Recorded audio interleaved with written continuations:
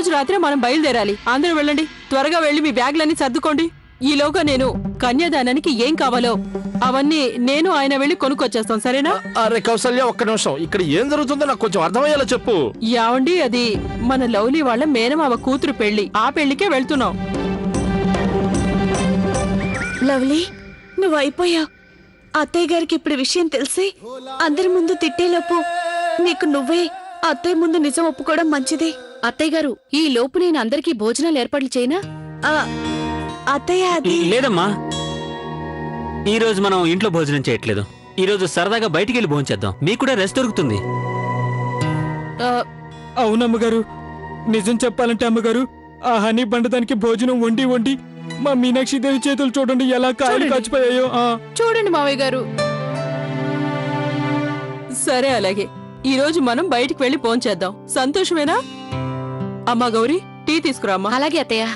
సంతోషంలో కొంచెం చక్కెర ఎక్కువ వేసి తీసుకురామ్మా. ఇప్పుడే చెప్తే ఆ అత్తయ్య గారి మూడ్ అప్సెట్ అవుతుంది. తిరిగి వచ్చాక ఎలా అయినా అత్తయ్య గారికి నిజం చెప్పేస్తాను.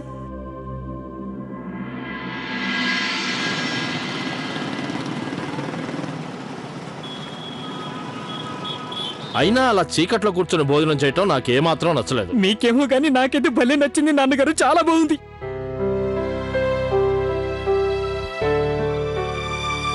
అక్కడ స్వీట్స్ పెట్టేసరికి మీ ఇష్టం ఏం వచ్చినట్టు పర్వాలేదులే, తినేశారు. ఈ ఒక్కసారి మీరు అలా- వదిలేసేయ్.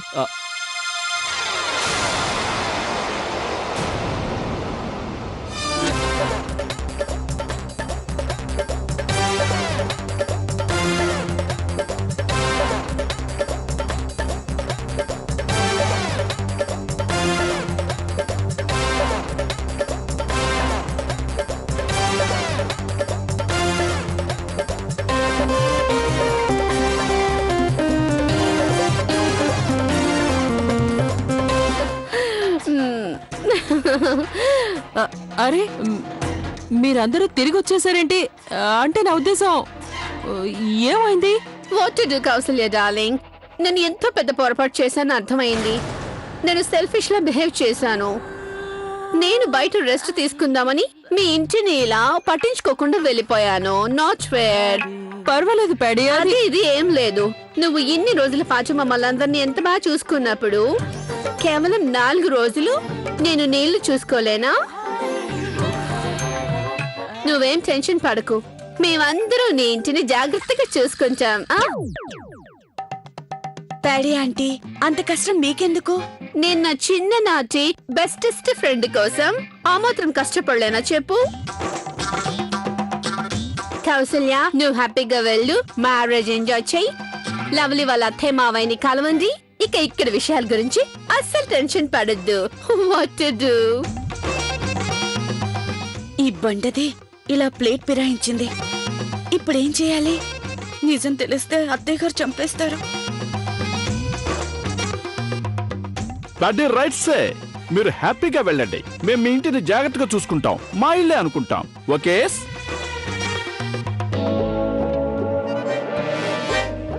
పర్వాలేదులేండి, మేం పెళ్లికి వెళ్ళటం మానేస్తా. It's okay. బలేదానివే. అలా ఎలా కుదురుతుంది లవ్లీ? మనం పెళ్లికి వెళ్లాల్సిందే, లేకపోతే మీ నాన్నగారు చాలా బాధపడతారు. పైగా మీ మామగారు టికెట్లు కూడా పంపించారు. వెళ్ళకపోతే బాగుండదు. ఎలాగైనా మనం వెళ్ళి తీరాల్సిందే. కమాన్ బాట్స్, మీరు దేని గురించి ఆలోచించకండి. మీరు పెళ్లికి వెళ్ళడానికి రెడీ అవ్వండి. లవ్లీ గారు, పదండి, నేను మీకు ప్యాకింగ్ లో హెల్ప్ చేస్తాను. కమ్. చూసావా కౌసల్య, నా పిల్లలు ఎంత మంచి వాళ్ళో. ఇక మీరు త్వరగా బయలుదేరండి, లేదంటే బస్ మిస్ అవుతుంది. వెళ్ళండి వెళ్ళండి. పదండి, అందరం ప్రయాణానికి రెడీ అవుదాం.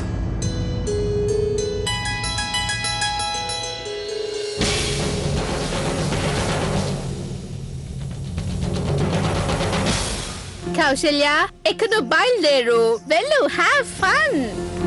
ఒక్క విషయం, ఇక్కడ గురించి నువ్వేం టెన్షన్ పడకు, అంతా నేను చూసుకుంటాను.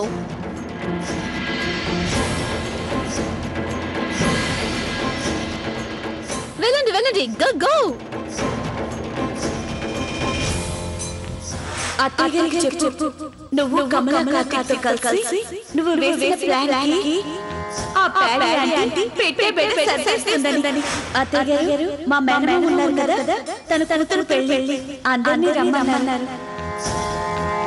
బాయ్. సరే, పదండి లోపలికి. రండి, వేసేయండి, తలుపు వేసేయండి.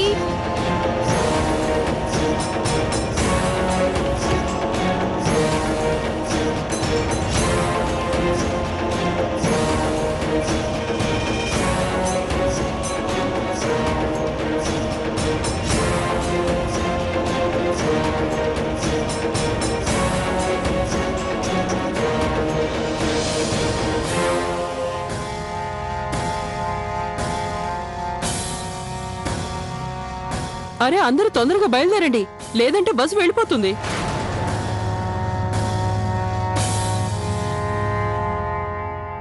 ఇదేంటి? అరే ఓ చిన్నమ్మా,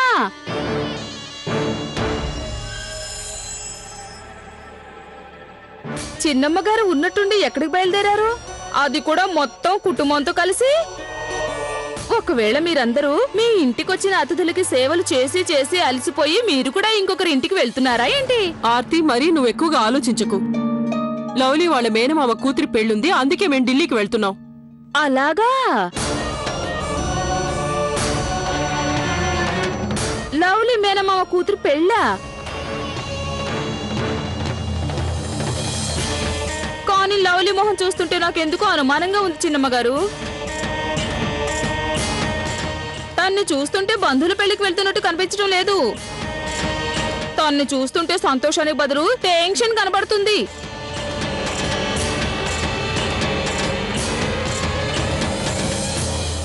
తమర్ని చూశాక ఎవరి మొహంలో అయినా టెన్షన్ మొదలవుతుంది. తమరంత అందంగా ఉంటారు మరి, అవునా? నువ్వెక్కడికో వెళ్తున్నావు కదా, మర్చిపోయావా? అదే చిన్నమ్మ గారు, నేను బియ్యం తీసుకురావడానికి మార్కెట్ కి బయలుదేరాను. మిమ్మల్ని అందరినీ చూసి ఆగాను. చిన్నమ్మ గారు, మీరు ఢిల్లీ వెళ్తున్నారు కదా, అక్కడ మంచి అప్పడాలు అమ్ముతారంట, మర్చిపోకుండా తీసుకురండి. మా చంటిగాడి నాన్నకి ఇవంటే చాలా ఇష్టం. అలాగే నా కోసం కూడా ఏదైనా మంచి చల్లగా ఉండే పౌడర్ తీసుకురండి. అక్క, అవి సరిపోతాయా? అక్కడ ఎర్రకొట్టు కూడా ఉంటుంది, మీకు కావాలంటే మేము అది కూడా తీసుకొస్తాం. తీసుకురామా? తీసుకురాగలిగితే తీసుకురండి, నాదేం పోయింది, పిల్లలు ఆడుకుంటారు. పదండి పదండి, ఆలస్యం అయితే బస్సు వెళ్ళిపోతుంది. పదండి పదండి.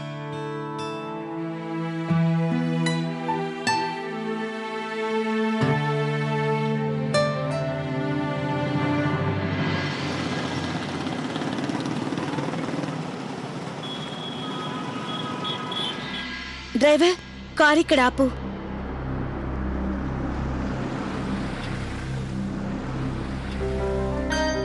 లవ్లీ, నువ్వు కారు ఇక్కడ ఎందుకు ఆపావు? ఇది మీ అమ్మగారి ఇల్లు కదా? అత్తయ్య, మీరు రండి, మీకు వివరంగా చెప్తాను. అరే, మీరు రండి అత్తయ్య.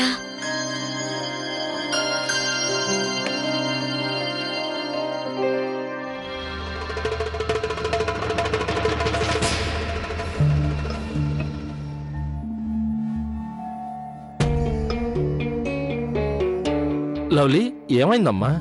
ఇక్కడి నుంచి ఎవరినైనా తీసుకువెళ్ళాలా? లవ్లీ, అడిగేది నిన్నే, సమాధానం చెప్పు. మమ్మల్ని అందరినీ నువ్వు ఇక్కడికి ఎందుకు తీసుకొచ్చావు? అత్తయ్య, అది ఈ 4 రోజుల పాటు మనందరం ఇక్కడే ఉండాలి. ఎందుకో? నేను మీకు అబద్ధం చెప్పాను.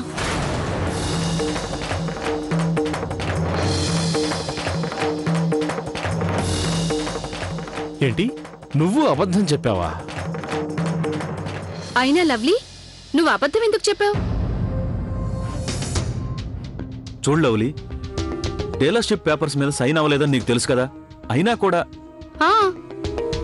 అది కాదత్తయ్య. లవ్లీ, నువ్వు సంజయ్షి చెప్పాల్సిన అవసరం లేదు. నువ్వు నీ అలవాట్లని మార్చుకోలేకపోతున్నావు, అందుకని మళ్ళీ అబద్ధం చెప్పావు. అత్తయ్య, నాకు అబద్ధం చెప్పడం తప్పలేదు, ఎందుకంటే నాకు తెలుసు మొహమాటంతో మీరు ఆ ప్యాడీ ఆంటీని ఇంట్లోంచి వెళ్ళిపోమని చెప్పలేకపోతున్నారు. లేదు లేదు లవ్లీ, అత్తయ్య గారు అలా ఎందుకు అనుకుంటారు? అనుకున్నారక్క, ఎందుకంటే అత్తయ్య గారు మళ్ళీ ఎవరైనా కష్టపడుతుంటే చూడలేరు. అయినా కూడా అత్తయ్య గారు ఆ ప్యాడీ ఆంటీ చేసే పనులన్నీ సహిస్తూ వచ్చారు. ఎవరైనా తప్పు చేస్తుంటే అడ్డు చెప్పలేకపోవడం కూడా అది కూడా తప్పే అవుతుంది. అత్తయ్య, నేను ఈ విషయం గురించి మీకు చెప్పాలనుకున్నాను, కానీ నేను చెప్పే ఈ అబద్ధంలో మిమ్మల్ని కూడా ఇన్వాల్వ్ చేయడం ఇష్టం లేదు. చూడలవ్లీ, నువ్వు నాకు ముందే చెప్పున్నా నేను నీకు అబద్ధం చెప్పుండేదాని కాదు, నిన్ను కూడా అబద్ధం చెప్పడానికి ఒప్పుకునేదాని కాదు. అబద్ధం ఎప్పటికీ అబద్ధమే లవ్లీ. చూసావుగా, నువ్వు చెప్పిన అబద్ధం వల్ల కుటుంబం అంతా ఇలా రోడ్డు మీద నిలబడింది. ఇల్లు ఉండి కూడా మన అందరూ ఇలా రోడ్డు మీద పడ్డాం. అక్కడ ఆ ప్యాడీ తన కుటుంబంతో మన ఇంట్లో సంతోషంగా ఉంటుంది.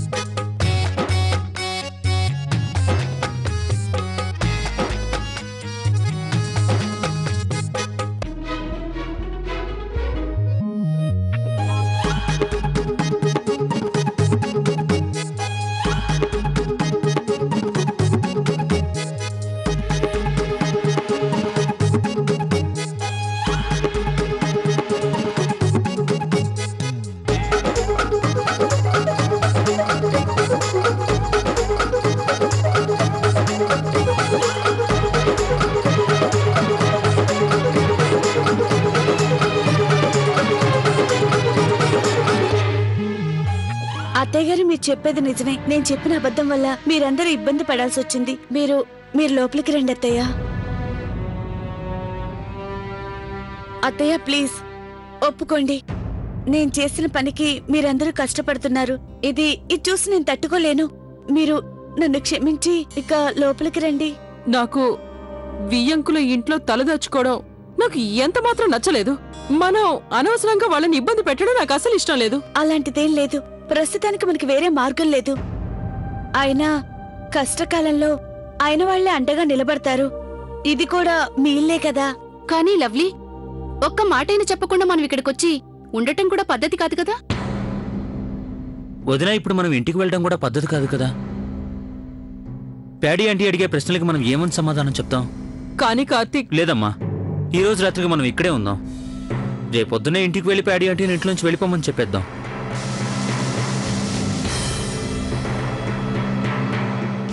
అవునమ్మా, వాళ్ళు మంచితనాన్ని చేతకంతనం అనుకుంటున్నారు.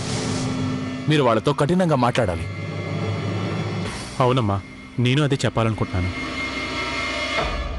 కౌసల్యాదేవి, ఈసారికి వాళ్ళ మాట విను. ఈ రోజు రాత్రికి మనం ఇంట్లోనే ఉందాం. ఏం చెయ్యాలో రేపు ఉదయాన్నే నిర్ణయించుకుందాం.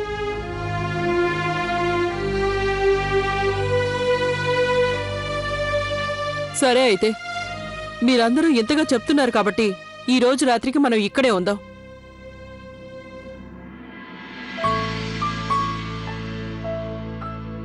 వెళ్ళండి, కారులోంచి లగేజ్ అంతా తీసుకురండి. నమస్కారం. నమస్కారం. నమస్కారం. నమస్కారం. చిరంజీవ. చిరంజీవ. నమస్తే. నమస్కారం. నమస్కారం. మాకు చాలా సంతోషంగా ఉంది. రండి రండి బాబు. అరే, నమస్తే.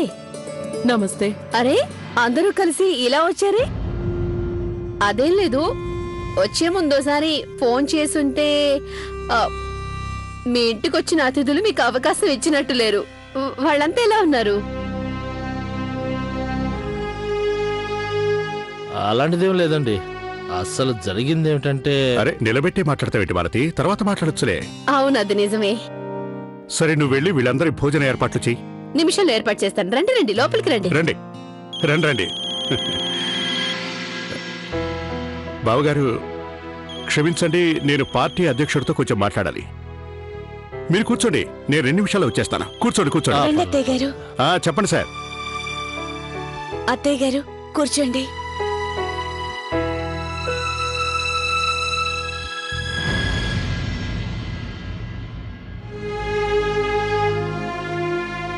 సారీ అమ్మా, తప్పైపోయింది. మమ్మల్ని క్షమించండి ప్లీజ్. అవునమ్మా, మీరే ఆలోచించండి. లవ్లీ ప్లాన్ గనక సక్సెస్ అయ్యుంటే ప్యాడీ అంటే ఈ పాటికి వెళ్ళిపోయి ఉండేది. మనమంతా ఈ పాటికే హ్యాపీగా ఇంట్లో ఉండుండేవాళ్ళం. ఈ ఒక్క రాత్రికి ఓపిక పట్టండి. రేపు ఉదయం ఏది ఏమైనా మనం ప్యాడీ ఆంటీని పంపించే తీరదాం. అమ్మా, ఇంటికొచ్చిన వాళ్ళతో మనం ఇలా ప్రవర్తించడం అంత మంచిది కాదు. అయినా వాళ్ళందరూ మన ఇంట్లో జీవితాంతం ఉండబోవటం లేదు కదా. 3-4 రోజుల్లో వాళ్లే వెళ్ళిపోతారు. అతిథులతో మనం ఇలా ప్రవర్తించడం నాకేమో నచ్చట్లేదు. అవునత్తయ్య, ఆయన అన్నది నిజమే. మనం ఇలా చేయటం పద్ధతి కాదు.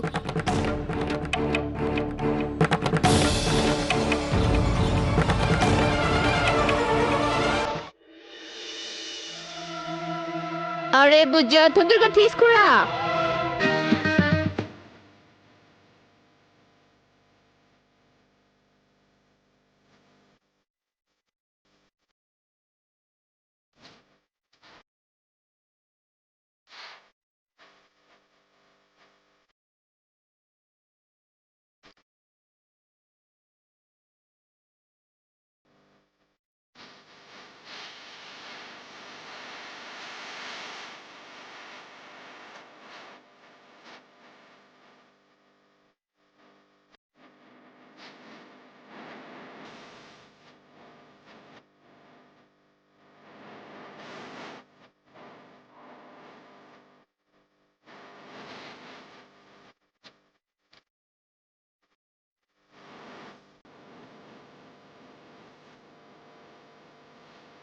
అరే తొందరగా తీసుకురావచ్చు కదా. ఇంత లేచేంటి? ఈ రోజుకి ఇదే లాస్ట్. కిచెన్స్ లో ఏమీ మిగిలేదు ప్యాడీ. 1 minute.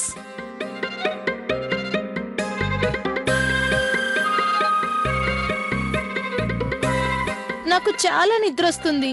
మేము మా రూమ్ లోకి వెళ్ళి పడుకుంటాం. సరే వెళ్దాం పద ప్రేమ్. నాకు కూడా ఇక చాలు, కడుపు నిండా తినేశాను. బుజ్జా, ఒక పని చెయ్యి. నువ్వు వీటన్నిటిని ఫ్రిడ్జ్ లో పెట్టేసాయి. ఇక్కడ ఇవన్నీ క్లీన్ చేసి వచ్చేసాయి. నేను వెళ్ళి పడుకుంటాను. ఓకే? జరుగు.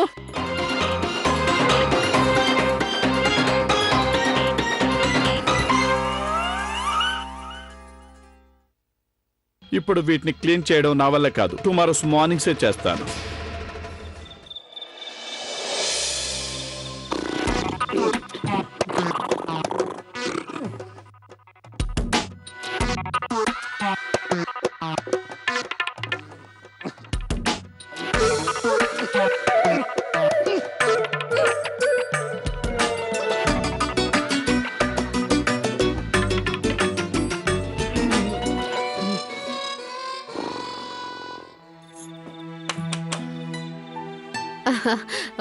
మీ అందరికీ ఈ గది సరిపోతుంది కదా అండి? మీకు ఇబ్బంది లేదు కదా?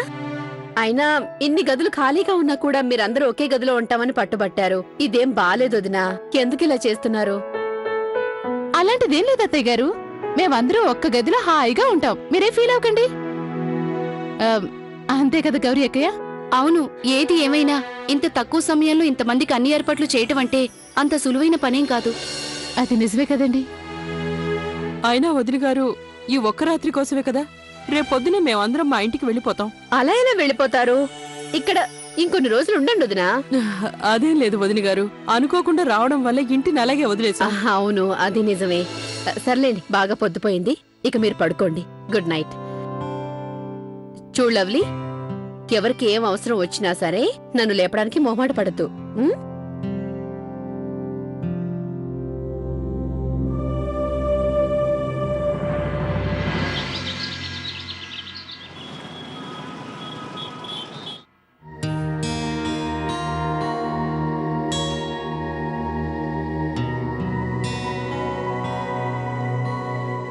మీరు ఇక్కడెందుకు కూర్చున్నారో? ఇది మా ఇల్లు.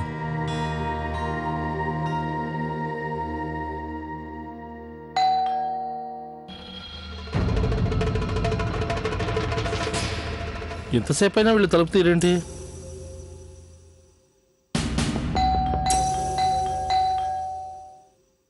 నాన్నగారు, ఆ ప్యాడీ ఆంటీ వాళ్ళ ఫ్యామిలీ అందరికీ పొద్దెక్కేదాకా నిద్రలేచే అలవాటే లేదనుకుంటా.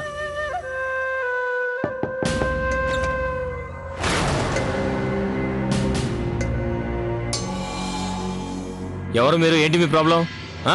డోర్లు ఎందుకు అంత గట్టిగా కొడుతున్నారు? లోపల షూటింగ్ జరుగుతున్న విషయం మీకు తెలీదా? ఏంటి